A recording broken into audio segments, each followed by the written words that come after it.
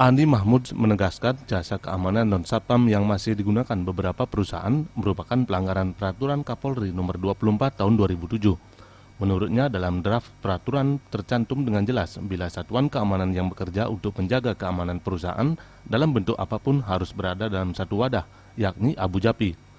Menurutnya tenaga keamanan selain satpam yang terdidik dan bersertifikat dari lembaga Polri melalui BUJP tertentu tidak sah.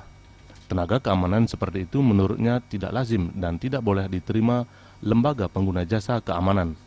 Dan satu-satunya asosiasi badan usaha jasa pengamanan adalah Abu Jabi. Itu wajib, Mas. Itu adalah Itu adalah mandatori yang harus dilakukan. Mau tidak mau itu harus dilakukan. Jika tidak ada di lapangan, kami selalu minta ke teman-teman daerah itu untuk melaporkan ke BPP, ke daerah. Itu kita tegur.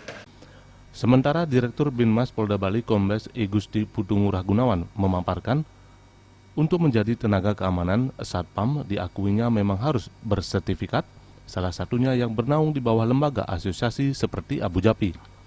Karena peran kepolisian dalam hal ini, Dir Binmas Polda Bali selalu menjalin sinergitas untuk memelihara keamanan di wilayah masing-masing.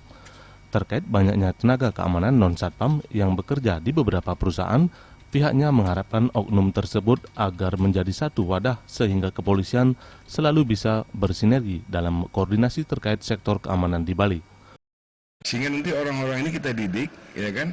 Kita bentuk nanti memiliki pengetahuan umum dan juga memahami bagaimana pemahaman kepolisian terbatas. Itu nanti ke sana yang larinya nanti, pembinaan kita polisinya. Juliana dan Bayudi, Bali TV.